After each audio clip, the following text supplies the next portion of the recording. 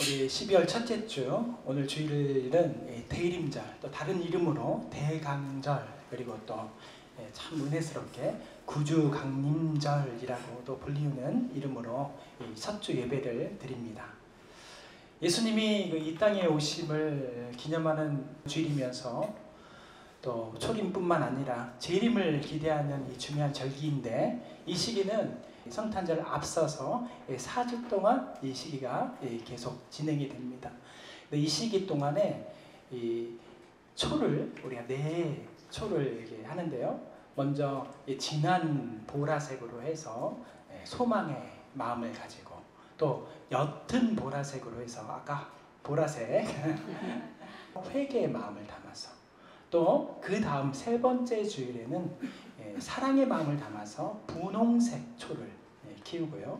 그 다음에 마지막 평화의 마음을 담아서 하얀 초를 키우는 예전의 형태를 가지고 있습니다.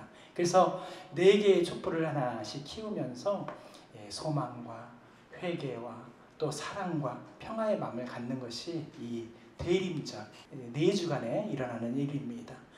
이 대림절은 단순히 성탄절을 축하하기 위해서 흥겹고 또 즐거운 분위기를 갖는 것이 아니라, 이때 우리의 마음을 다시 한번 새롭게 하고, 또 우리가 예수님께 그동안 나가지 못한 마음들을 예수님께 나아가게 우리의 마음과 길을 점검하고 다시 오실 주님을 소망하는 기다림의 시간, 기다림의 또 소망의 시간, 이런 마음들을 가지고 있는 것입니다. 이 대림절은 앞서 말씀드린 것 같이 2가지 큰 의미를 갖습니다. 첫 번째는 오신 예수, 초림 예수, 예수 그리스도께서 아기 예수로 오셨을 때 인간의 모습으로 오셨지만 이 땅에서 구원자로 오시고 메시아로 오심을 우리가 기억하면서, 또 우리를 위해서 죽기까지 사랑하심을 우리가 마음을 다해서 깊이 묵상하면서, 우리도 어떻게 이 땅에서 주어진 인생 예수님처럼 살아갈 수 있을까라는 것을 생각하는 것이 첫 번째 이 대림절의 의미고요.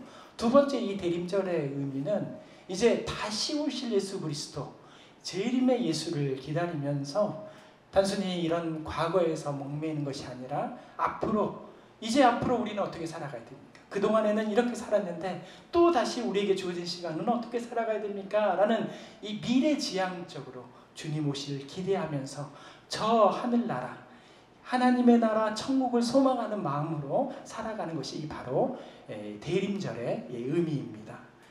이 대림절의 의미는 성경에 나오는 여러 가지 메시아를 기다리던 많은 이 사람들 중에서도, 그 중에서도 마태복음 2장에 나오는 아기 예수님을 찾아온 동방박사들의 이야기에서 이 대림절의 의미가 어느 말씀보다도 좀 특별하게 아주 잘 들어가 있는 말씀이라 생각이 되어서 오늘 이 말씀을 함께 나누려고 합니다. 동방박사들은 먼 이방 땅에서 하나님께서 보여주신 표적, 이 별을 보고 유대인의 왕으로 오신 예수님을 찾은 이 여정을 시작했습니다. 그들의 여정은 그동안에 수많은 이 별을 보면서 다녔던 이런 여정과는 달리, 그들이 그동안 생각하고 바랬던 이 소망을 담은, 어쩌면은 이방인이었지만 믿음의 순례였다라고 표현할 수 있겠습니다. 왜냐하면 일반적으로 감당할 수 없는 이 먼 길이었습니다. 아무리 생각을 해봐도 도저히 일반적인 사람으로 생각해봤을 때는 너무너무 먼 길이었고요. 그들이 왔던 이 길 자체가, 그리고 자신의 그런 세상적인 학문과 또 여러 가지 부유함을 그냥 두고 또 먼 길을 나와야 되는, 또 그곳에서 충분히 그렇게 즐기고 행복하게 지낼 수 있었음에도 불구하고 그들 가운데 특별하게 보여지는 이 별, 신비한 하나님의 섭리와 하나님의 인도하심에 따라서 순종하면서 길을 떠났다는 것이 참 놀라운 일이라는 것이죠. 이 동방박사의 이야기는 오늘 우리에게 참 중요한 교훈을 갖게 합니다. 무엇이 중요한 일이냐면, 우리가 세상의 죄 또 유혹 속에서 어떻게 예수님께로 향하는 길을 잃지 않고 갈 수 있는지, 또 우리의 삶뿐만 아니라 우리가 모여있는 이 교회가 어떤 역할을 감당하면서 교회로서 이 땅을 위한 사명을 어떻게 길을 잃지 않고 감당할 수 있는지, 대한 이야기가 오늘 이 동방박사의 이 여정에 대해서 모습을 통해서 우리에게 말씀해 주시고 또 길을 알려주시는 것이라고 저는 그렇게 믿습니다. 여기 나오는 이 동방박사들은 것은 원래 이제 성경에서는 어떻게 하냐면 동방박사라고 표현하지 않고요, 동방으로부터 박사들이라는 표현이 되어 있어요. 그러니까 여기 아래 왔다라는 표현이 좀 빠져 있는 것 같긴 한데, 그래도 동방으로부터 온 박사들이라는 것이죠. 그러니까 이쪽이 예루살렘의 서쪽이라 보면 이쪽 동방, 동쪽에서 아시아 쪽에서 온 사람들이라는 거였죠. 이 언어로 보면 성경 언어에서는 이 사람들을 마고이라고 합니다. 마고이라고 하는데 이들은 고대 바벨론, 이 이스라엘을 무너뜨렸던 이 바벨론, 또 바사, 성경에는 바사라 그러는데 원래 이 세계사로는 페르시아라고 그러는데요. 페르시아, 또 아라비아 지역에서 이 점성술사, 천문학자죠. 그 다음에 학자, 철학자들을 가리키는 말이 이 마고이라는 말씀인 거죠. 이들은 천체를 연구하면서 별의 움직임을 관찰하는 데 능통했던, 일반적으로 점괘나 또 그것을 미신적으로 해석했던 무당이나 또 마술사의 개념이 좀 아니고요. 이들은 왕의 곁에서 천체를 연구했기 때문에 앞으로 일어날 일들, 어쩌면 기상뿐만 아니라 여러 가지의 것들을 왕 옆에서 조언하면서 당시에는 최첨단 기술, 지식으로 인해서 미래를 예측하고, 또 그래서 그런 미래를 예측하기 때문에 왕이 옆에 두기 때문에 높은 관직을 가졌던 사람들이 바로 동방으로부터 온 이 박사들, 동방박사였던 것입니다. 그러나 그들은 세상적이고 이런 세속적인 지식에 불을 가졌지만 그것으로 만족하지는 않았었어요. 이상한 것이죠. 대부분 우리가 그런 것으로 만족하면서 사는데, 이 사람들은 미래를 바라보고 있고 많은 지식들을 갖고 있었기 때문에 비록 저 먼 곳에 동방에 살았지만 하나님에 대한 말씀, 예수 그리스도 메시아에 대한 이야기들을 잘 알고 있었습니다. 그래서 항상 어떤 일들이 일어날 것인가에 대한 하늘의 징조, 어쩌면 하나님의 섭리 역사를 하늘을 바라보면서 또 다른 여러 가지를 바라보면서 기다리고 기대하는 사람들이었는지 모르겠습니다. 그래서 어느 날 그렇게 날마다 지켜보던 그런 상황들 가운데 하나님의 사인이 나타난 거죠. 그 하나님의 사인이 바로 하늘에 나타난 특별한 별이 나타난 것입니다. 그것을 보고 이것이 그렇게 말했던 저 이스라엘 땅에서 저기 땅에서 말했던 구약 성경, 그들이 말하던 여호와 하나님께서 말씀하시는 이 땅을 구원하는 메시아가 이 땅에서 태어난다라는, 저게 그런 거 아닐까라는 생각을 하면서 이런 것을 그냥 단순히 메시지로만 느껴지고, 그래서 그냥 그것만 생각한 것이 아니라 이것을 연구하는 것에 멈추지 않고 기다리고 기대했던 이것을 눈으로 보고 그것을 확인하기 위해서 이 먼 길을 떠나 이곳에 예수님이 계신 곳으로 떠난 것입니다. 오늘 본문 1절 2절 말씀 우리 다 같이 한번 읽어볼까요? 헤롯 왕 때에 예수께서 유대 베들레헴에서 나심에 동방으로부터 박사들이 예루살렘에 이르러 말하되 유대인의 왕으로 나신 이가 어디 계시냐? 우리가 동방에서 그의 별을 보고 그에게 경배하러 왔노라 하니. 아멘. 이들은 하나님의 그 지식으로만 알았던 이방이었음에도 불구하고 오직 별 하나를 보고 이것이 예언의 성취다라는 것을 믿고 왕으로 오신 예수님께 경배하기 위하여서 먼 여정의 길을 떠났다는 것이 참 우리 믿음의 사람들이 보기에도 너무 신기한 일입니다. 이거 참 놀라운 일인 것이죠. 그러나 동방박사들은 이방인이었지만 그들의 마음속에 제가 아까 말씀드렸던 것처럼 세상에 구원할 메시아가 이 땅에 오신 것이 확신이 있었기 때문에 세상 사람들이 보면 어쩌면 우연이고 어쩌면 그냥 특이한 현상이다라고 말하면서 여길 수 있었을 텐데, 그 별을 보면서 하나님의 인도하심을 믿고 끝까지 신뢰하면서 그 먼 길을 떠나온 것입니다. 이 여정은 믿음의 여정이었던 것이죠. 왜냐면은 세상 사람들이 그렇게 여정을 떠난다고 했더니 주변 사람들이 아이고 잘한다 박수 쳐줬겠어요? 바보들.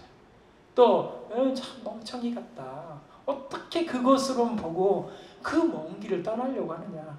사실 박수를 치면서 거기에서 응원해 준 사람보다는 아마 손가락질하면서 그것을 비난하면서 비방한 사람들의 말들이 훨씬 많았을 것입니다. 근데 그것을 다 뒤로 하고 그것이 바로 메시아를 만나는 길이다라는 것으로 생각하면서 순종의 길을 걸은 것입니다. 우리의 삶 속에서도 하나님의 인도하심은 참 명확하지 못할 때가 있습니다. 저게 맞을까? 저게 정말 그 일일까? 하나님의 말씀은 그것일까? 라는 명확하지 못한 하나님의 말씀을 우리가 볼 때가 있습니다. 때로는 우리 계획과 하나님의 계획이 또 다르기도 합니다. 우리 믿음 가운데 비웃는 사람들이 주변에 너무 많기 때문에 그 비웃음에 우리가 마음이 쏟아지고 그 마음이 또 변해서 세상으로 따라갈 때가 많이 있다는 것입니다. 그러나 우리에게는 저 동방 박사들이 본 별보다도 더 확실한 별 무엇입니까? 하나님의 말씀. 성경이 우리에게 있잖아요. 네. 별은 특이할 수 있으나 우리에게 확실한 별 하나님의 말씀이 있다는 것을 잊지 말아야 합니다. 그래서 시편 119편 105절 이 말씀장인 119편 말씀에 이 105절 말씀 우리 같이 한번 읽어볼까요? 주의 말씀은 내 발의 등이요 내 길의 빛이시니라 이렇게 말씀합니다. 우리는 하나님의 말씀과 성령의 인도하심에 따라서 신뢰하며 나가야 될 줄 믿습니다. 동방 박사들이 이 별을 따라서 예수님께로 나아갔듯이 우리도 하나님의 말씀, 이 별, 그보다 더 확실한 이 별 말씀을 따라 우리의 삶 속에서 예수님을 찾는 그 여정을 계속 지속해야 될 줄 믿습니다. 우리 삶 속에서 크고 작게 말씀하시는 또 순간순간 역사하시는 하나님 말씀 앞에 우리는 반드시 믿고 신뢰하면서 그것을 따라갈 때 따라가지 않으면 아무 일들이 일어나지 않아요. 그런데 그렇게 믿고 따라갈 때 역사는 일어나는 것입니다. 놀라운 기적이 일어나는 것이고 거기서 주님을 만나는 것입니다. 우리 계속해서 3절 우리 본문 3절 6절 말씀을 다 같이 한번 읽어보겠습니다. 헤롯 왕과 온 예루살렘이 듣고 소동한지라 왕이 모든 대사장들과 백성의 서기관들을 모아 그리스도가 어디서 나겠느냐 물으니 이르되 유대 베들레헴이오니 이는 선지자로 이렇게 기록된 바 또 유대 땅 베들레헴아 너는 유대의 고을 중에서 가장 작지 아니하도다. 내게서 한 다스리는 자가 나와서 내 백성 이스라엘 목자가 되리라 하였음이니이다. 아멘. 여러분들은 어떻게 생각해요? 동방 박사는 몇 명이었습니까? 네, 3명. 네. 왜 3명이에요? 예수님께 드린 선물이 3개였으니까. 네, 놀라워요. 그냥 이렇게 3개의 선물이었으니까. 근데 6세기의 이 문헌에 보면은 이곳에 그 라바누스 이름도 어려워요. 라바누스 마루스라는 신학자와 또 그 많은 학자들은 그 사람들에 의해서 전승이 있는데 이스라엘 동방박사 이름을 3명이라고 딱 지정해요. 뭐라고 하냐면 멜키오르, 가스파르, 발타사르라고 해가지고 유럽의 대표 사람, 아시아의 대표 사람 웃기죠? 아시아의 대표 사람, 또 아프리카 대표 사람 해가지고 이렇게 정리할 수가 없어요. 그래서 백인과 또 동양인과 흑인 대표로 해가지고 3가지의 물건을 선물을 가지고 와서 3명이다 라고 말을 한 거죠. 그런데 사실은 성경에서 보면 동방박사가 몇 명인지 나와 있지 않습니다. 또 정확하게 어떻게 왔는지도 잘 몰라요. 그런데 제가 이렇게 사진을 많이 보면서 그에 관련된 것을 좀 찾다 보니까 브루클린 미술관에 이런 이 제임스 티소라는 사람이 그림을 그렸는데 거기에 이제 브루클린 미술관의 설명이 이렇게 나와 있는 거죠. 신비한 별을 보고 많은 이 동방에 있는 이 관측자들 이런 사람들이 이 별을 찾아서 함께 모여서 온 것이 아니고요. 각자 출발한 거예요. 그러지 않았겠습니까? 아니 언제 다 모여 있었겠어요? 우리 같이 출발해볼까 하고 갔겠어요? 네. 그런 영적인 것을 생각해 보면서 이 사람들이 발견하고 저 사람이 그 별을 보면서 각자의 어떤 왕 옆에 또는 어떤 제왕 옆에 또는 각자 연구하던 사람들이 이렇게 길을 가다가 어느 지점에서 만난 거예요. 만나다 보니까 저렇게 무리가 된 것입니다. 무리가 돼서 이렇게 예루살렘, 이 베들레헴을 향하여서 별을 따라 왔다라는 것이 이 그림. 대부분 우리가 동방박사 하면은 3명 그려져 있는 그림들이 많은데 이게 훨씬 영적인 그림이지 않을까. 왜냐하면 또 우리 방금 읽으신 본문에서도 보면은요, 동방박사들의 이 방문으로 인하여서 헤롯 왕을 비롯해서 온 예루살렘 성이 소동했다라고 얘기하는 것을 미루어 볼 때 이 바벨론 또 페르시아 지역에서 온 사람들이 3명이었겠어요? 그 이스라엘 예루살렘이 무슨 조그만한 건물도 아니고 엄청 크거든요. 그것이 3명으로 소동이 일어났겠습니까? 수많은 이런 대열들이 쫙 오니까 이게 소동이 무슨 일이냐? 도대체 이게 어떤 일이냐? 그것도 우리가 행색이 똑같은 사람도 아니고 저기서 아라비아 사람들, 특히 바벨론 페르시아 사람들이니까 간담회 선언을 하지 않았겠습니까? 무서운 사람들이 왔다라고 생각하면서 이런 것들, 그리고 1500km 이 날짜로 계산해 보면 넉 달이 넘은 이 시간을 이 어떻게 3명이 여러 가지 위험과 어려움을 먹을 거 마실 거를 짊어지고 왔겠냐 말이에요. 3명이 아니라는 것이죠. 꼭 3명이 아닐 수도 있다라는 것이죠. 아무튼 그 수많은 사람들이 방문했을 것이라고 보는 것이죠. 그런데 이렇게 이 땅의 구원자 예시아를 기대하면서 이 방문한 이 먼 길, 위험한 길을 마다하지 않고 오직 별을 따라 유대 땅으로 온 이 동방박사들이 온 거는 좋은데 큰 실수를 합니다. 그게 어떤 실수냐? 첫 번째, 그렇게 믿고 신뢰하던, 그렇게 따라왔던 별을 끝까지 믿고 따르지 않았다라는 것입니다. 왜? 이 끝없는 광야를 지나고 나니까 화려한 도시 예루살렘이 보인 거예요. 아, 여기가 거기구나. 그러면서 세상적인 눈으로 바라봤을 때 화려하고 어쩌면 유대인의 왕이 태어나기에 너무 당연한 곳이 이런 것도 아니겠느냐 하면서 이 예루살렘 궁전에서 머물러 버린 것이죠. 동방박사들은 별을 따라 예루살렘에 도착했는데 이때가 밤에만 찾아왔던, 밤에만 별을 쫓아가다 봤던 이 동방박사였을 텐데, 이런 사람들이었을 텐데 어쩌면은 낮에 예루살렘에 도착하면서 이 화려함에 이 궁정을 보면서 여기가 예수님이 메시아가 태어난 곳이구나 라고 자기만의 생각, 세상적인 생각, 그런 생각으로, 그런 판단으로 인하여서 거기에 머물러 버린 것입니다. 왕이 태어났다면 당연히 왕궁이 있어야 한다는 판단은 인간적인 생각에서 비롯된 것인데 그들이 그렇게 잘 오다가도 그렇게 판단하면서 머물러 버리는 것이죠. 그러나 하나님의 뜻은 달랐습니다. 어떻게 달랐죠? 예수님은 화려한 이 예루살렘 궁전에서 태어난 것이 아니라 이보다 좀 멀리 떨어진 베들레헴 지역의 마국간에서 겸손하고 낮게 태어난 것입니다. 오늘 우리는 이 장면을 보면서 우리 가운데 중요한 하나님의 메시지를 받습니다. 우리는 때때로 하나님의 뜻을 오해할 때가 많습니다. 자기 생각이나 자기 상식으로 하나님의 계획을 판단할 때가 있다는 것입니다. 인간적인 판단은 종종 하나님의 그런 말씀과 하나님께서 보여주시는 그런 진리와는 멀어지게 하는 것입니다. 밤에만 보이던 그 별을 따라가야 맞는 것인데 낮에 보니까, 밝은 눈으로 보니까 그것을, 그런 화려함에 죄악의 모습 가운데 유혹에 빠져서 그것이 하나님께서 말씀하신 것이다, 선악과를 따 먹어버리는 그런 아담과 이브와 같은, 하와 같은 그런 삶을 살았던 것이죠.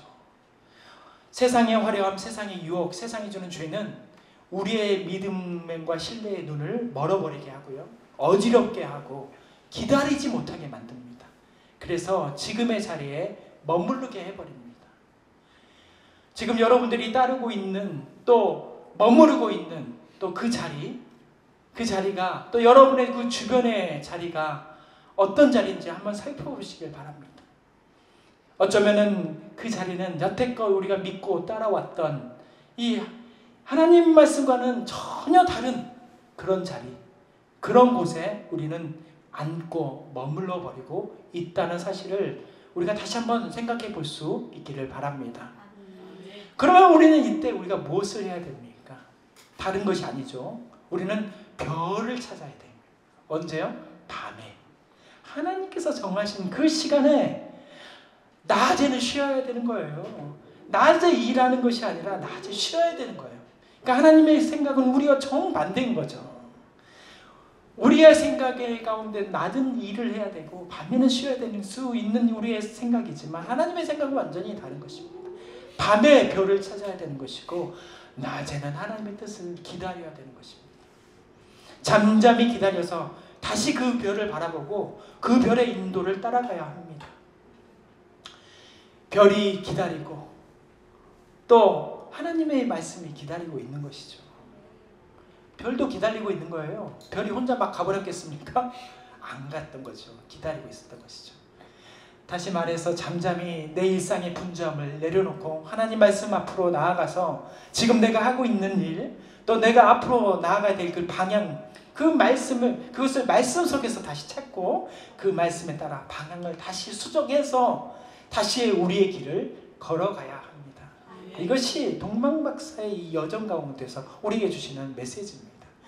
또 하나 이 동방박사가 큰 실수를 했는데 이 실수는 헤롯 왕을 찾아가서 유대인의 왕이 유대인의 왕이 어디서 태어났느냐라고 말씀하시는 그런 것이죠. 예수를 찾는 일이었습니다. 헤롯 왕을 찾아간 것이 실수였다는 것이죠. 헤롯 왕은 로마의 황제가 파견한 실질적인 당시의 유대의 왕이었습니다. 그러나 항상 헤롯을 괴롭히는 것이 있었는데 또 불편하고 불안하게 하고 있는 것이 있었는데 그것이 로마의 힘으로 유대의 왕은 되었지만 유대인의 왕이 되지 못했던 것이죠. 오늘 그런 것으로 불안함과 또 불편함에 살았던 이 헤롯에게 동방박사는 찾아와서 오늘 본문 2절 말씀에 이렇게 말씀한 거죠. 유대인의 왕으로 나신 이가 어디 계시냐라고 물은 것이죠. 만나서도 안 되고 물어서도 안 되는 사람을 만나고 물어봤다는 것입니다. 새로운 유대인의 왕, 이 땅의 구원자 메시아를 그 앞에서 찾은 거죠. 절대로 일어나지 않아야 될 일이 일어난 것입니다. 이 일로 인하여서 어떤 일이 일어났습니까? 여러분들이 잘 알고 있듯이 오늘 본문 16절 말씀, 오늘 말씀은 아닌데요, 화면을 한번 보시면 16절 말씀에 이 말씀이 나옵니다. 같이 한번 읽어보겠습니다. 예, 헤롯이 박사들에게 쏘는 줄을 알고 심히 노하여 사람을 보내어 베들레헴과 그 모든 지경 안에 있는 산의 아이들을 박사들에게 자세히 알아본 그때를 기준으로 하여 2살부터 그 아래로 다 죽이니. 이런 일이 일어나 버린 거예요. 동방박사들의 실수로 인해서 결국 이 땅에 2살 아래에 있는 모든 산의 아이들이 모조리 죽는 대참국이 일어난 것입니다. 영적 전쟁은 이렇습니다. 세상의 전쟁만 무서운 게 아니에요. 영적 전쟁도 엄청나게 무섭습니다. 우리가 알지 못해서 깨달지 못하고 보지 못했기 때문에 모를 뿐이지 세상의 전쟁은 미사일이 떠져지고 총이 하기 때문에 쏴지기 때문에 우리가 보일 뿐인 거고 영적 전쟁은 더 심각한 것입니다. 우리가 세상의 그 눈으로 죄의 눈이 가려졌기 때문에 이것을 못 보는 것이 뿐인 것이지 영적인 이 전쟁 속에서는 더 심각한 일들이 일어나는 것입니다. 더 큰 재앙이 일어나서 저 사망과 어둠 속에서 빠져 죽는 대참극이 일어나는 것입니다. 이것은 동방박사의 실수가 아니에요. 바로 우리의 실수. 우리의 죄로 일어나는 영적 전쟁에서 일어나는 일들입니다. 영적인 눈으로 나를 바라보고 주변을 바라보고 또 교회를 바라보고 세상을 바라봐야 합니다. 영적인 눈이 중요합니다. 세상과 같은 눈으로 바라보고 세상 속에서 이것을 사람들과 함께 노력해서 해결하려고 하면은 절대 해결이 되지 않습니다.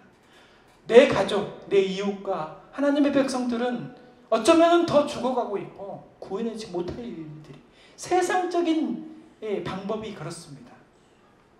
그래서 우리는 무엇을 해야 됩니까?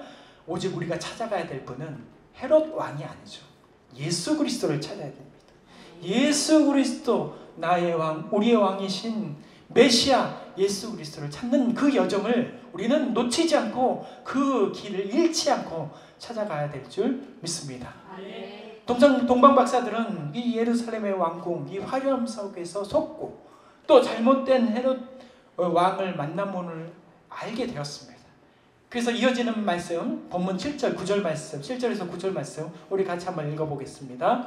예, 헤롯이 가만히 박사들을 불러 별이 나타난 때를 자세히 묻고 베르들렘으로 보내어 이르되 가서 아기에 대하여 자세히 알아보고 찾거든 내게 고하여 나도 가서 그에게 경배하게 하라. 박사들이 왕의 말을 듣고 갈새 동방에서 보던 그 별이 문득 앞서 인도하여 가다가 아기 있는 곳 위에 머물러 서 있는지라. 아멘. 이 동방 박사들은 이 이사야의 예언의 말씀을 듣는 순간 내가 잘못되었구나, 내가 잘못 왔구나, 내가 잘못 물었구나 깨닫게 되었습니다. 그래서 하나님 말씀을 다시 한번 깨달아서 밤에 그 별을 다시 찾으니 그 별이 움직인 것이죠. 이동한 것입니다. 그래서 그 자리에서 일어나서 그 별이 인도해 주는 것을 따라서 베들레헴으로 향해 갔습니다. 잠시 그 화려한 세상 유혹 속에서 속았던 자기의 생각과 기대를 다 버리고 하나님의 말씀과 기도를 통하여서 자기의 생각을 하나님의 생각의 뜻과 맞춰서 다시 나아가야 된 것입니다. 이게 중요한 것이죠. 다시 수정해야 됩니다. 잘못된 것으로 끝난 것이 아닙니다. 잘못된 것은 얼마든지 하나님의 은혜로 하나님 기다려주십니다. 별이 기다렸듯이 하나님께서는 말씀을 통하여서 하나님의 선물을 통하여서 우리를 기다려주시고 참아주시고 인내해주고 계십니다. 우리는 주님을 찾고 우리의 방향만 하나님을 향하여서 나가시면 됩니다. 세상은 끊임없이 우리를 유혹하고요, 죄악 길로 인도해주는 거짓 메시지를 계속 제공합니다.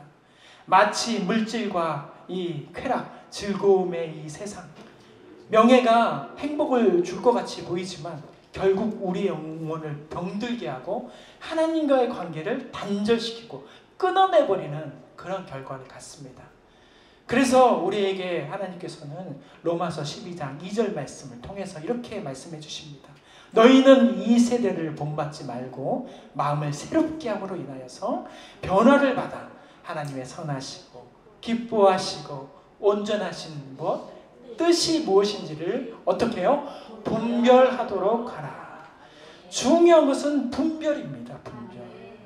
근데 이 분별은 세상의 눈으로는 절대 분별이 안 되는 거죠. 하나님께서 주시는 이 새로운 눈, 선하시고 기뻐하시는 온전하신 하나님의 뜻, 이것이 어디에 담겨져 있어요? 하나님의 말씀에 담겨져 있는 것이죠. 말씀을 통해서 우리는 분별해야 되는 것입니다.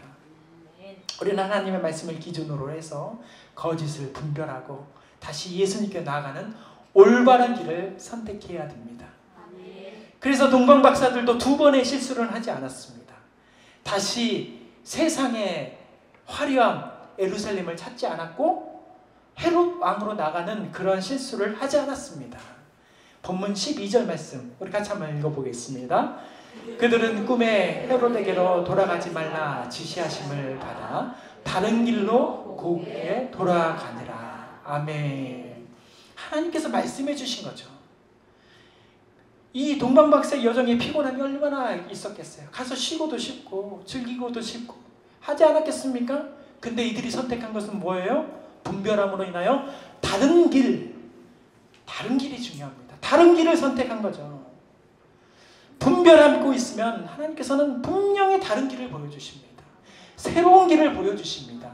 우리는 이게 답인 줄 알고 있는데 또 돌아가야 되는 줄 알고 있는데 절대 그렇지 않습니다. 하나님께서는 우리 가운데 생명의 길, 응답의 길, 다른 길을 보여주십니다. 그렇게 나아가면 우리는 하나님께서 주시는 이 소망을 반드시 이루게 되는 것입니다. 우리 마지막으로 본문 10절과 11절 말씀 우리 다 함께 읽어보겠습니다. 그들이 별을 보고 매우 크게 기뻐하더라. 집에 들어가 아기와 그의 어머니 마리아가 함께 있는 것을 보고 엎드려 아기께 경배하고 보배압을 열어 황금과 유향과 모략을 예물로 드리니라. 아멘. 비록 큰 실수는 있었지만 다시 새롭게 함으로 인하여서 별을 따라서 동방 박사들은 베들레헴 작은 마구간에 누워 계시는 예수님을 만나자마자 그들을 예수님 앞에 엎드려 경배했습니다. 그리고 준비하신 황금과 유향과 모략을, 그런 귀한 예물을 예수님께 드렸습니다. 이 예물은 단순히 그냥 예물이 아니에요. 예수님께서, 이 아기 예수님이 메시아구나, 왕으로서의 황금, 유향, 제사장으로서의 상징되는 유향, 그리고 이 세상의 아픔과 고난을 구원하실 구원자로서의 모략을 이 예수님이 그런 분이시구나 하면서 예표하면서 이것을 드린 것입니다. 우리도 예수님께 이런 것을 드려야 됩니다. 아무거나 드리는 것이 아니에요. 이 성전에 나올 때, 주님 앞에 나갈 때, 내 삶을 드릴 때 이렇게 예배를 드려야 됩니다. 특별히 방금 읽으신 이 본문 10절과 11절 말씀에는 이 동방 박사들이 예수님께 드린 예배의 자세의 모습이 나오는데요. 거기에 보면 이 예배자, 참된 예배자, 예배자의 삶의 행동이 5가지로 나옵니다. 순서가 다 있습니다. 그것은 거기서 먼저 보고라는 말이 있어요. 보고. 두 번째는 들어가라는 말이 있어요. 그리고 엎드려 경배하고 라는 말이 있고, 그 다음에 열어라는 말이 있고, 그 다음에 드리니라 라는 말씀이 있습니다. 여기서 하나라도 빠지면 예배자가 안 되는 거예요.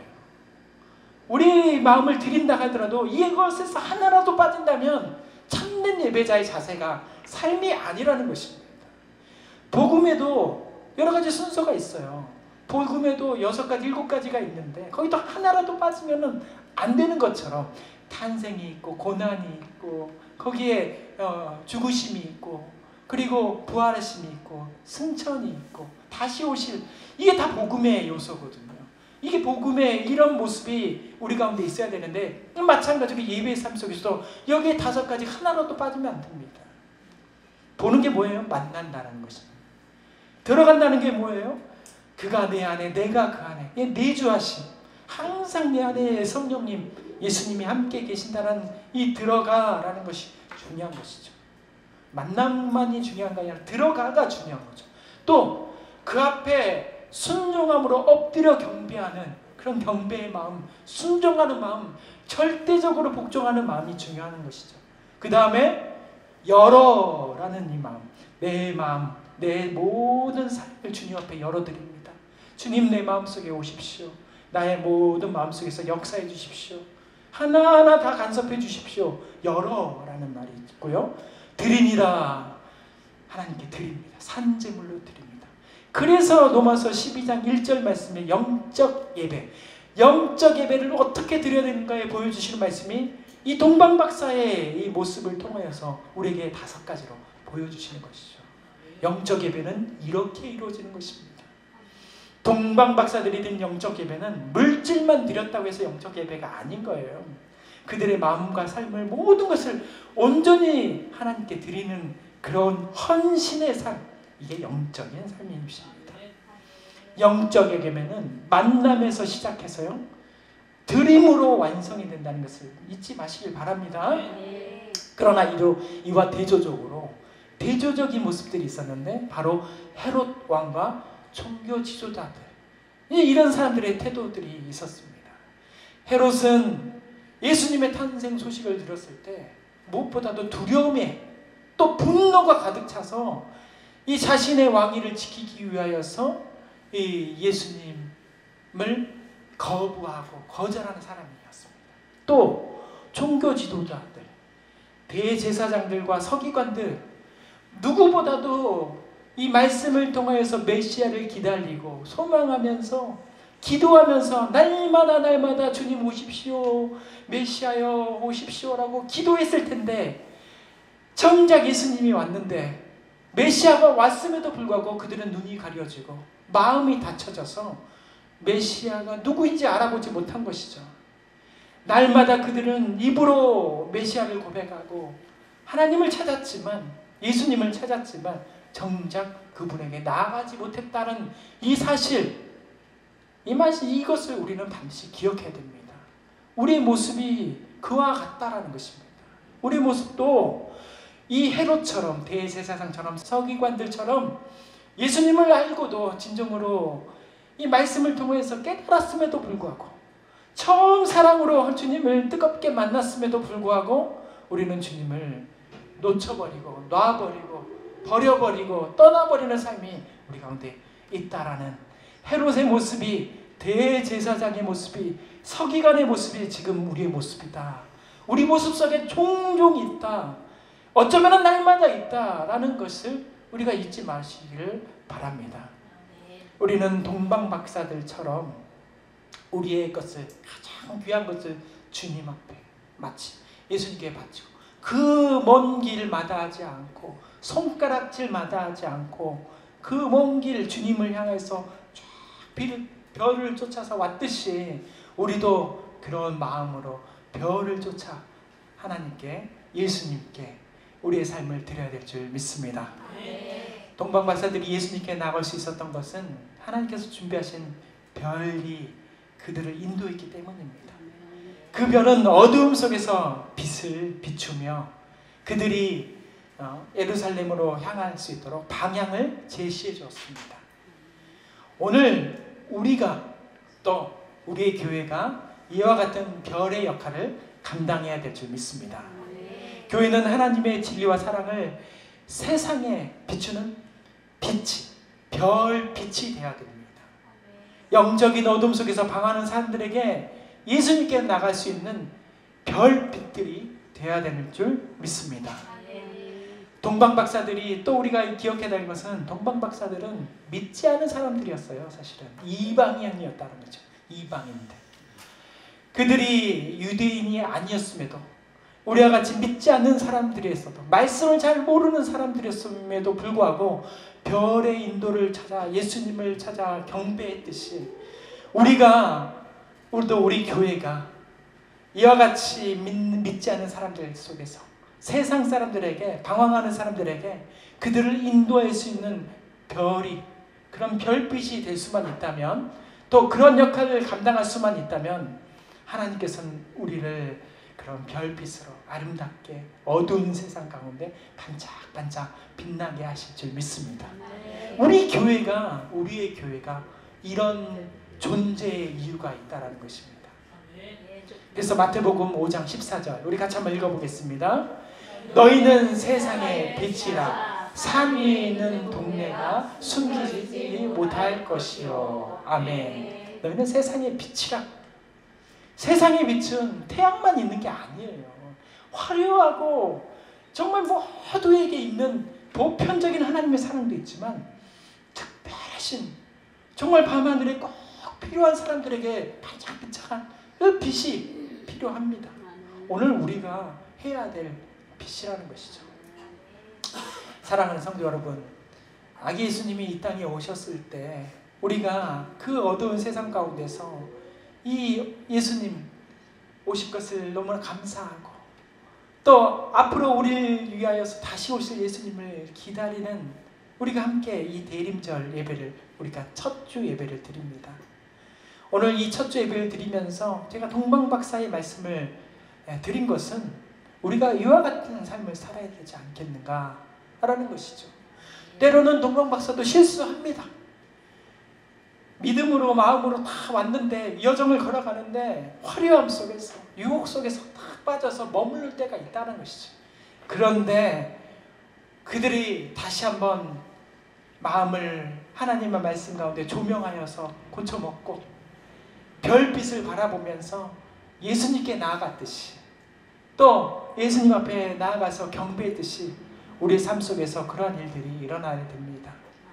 세상 살아갈 때 하나님의 인도하심에 이것을 신뢰하고 따르고요, 세상 유혹 속에서 분별할 수 있는 그 믿음을 갖고, 또 진정한 경배와 환신이 무엇인지 우리의 삶 속에서 날마다 그것이 찾고 나아가는 저와 여러분들이 되어야 될 줄 믿습니다. 대제사장 헤롯의 모습은 우리 가운데 경고로 남습니다. 언제나 우리에게도 그런 헤롯의 모습과 대제사장과 서기관의 모습이 있다는 것을, 그것을 반드시 경고하심을 들으면서 다른 길 찾아서 나아가시는 저와 여러분들이 되시길 바랍니다. 그렇게 하나님께서 주시는 그 길, 그렇게 나아가다 보면 오늘 우리가 4가지 처음에 얘기했듯이 소망과 회개와 사랑과 평화의 이 대림절의 온전한 뜻을 우리 삶 속에서 이루어가면서 충만한 은혜가 넘쳐나는 인생을 다 같이 살아가게 될 줄 믿습니다.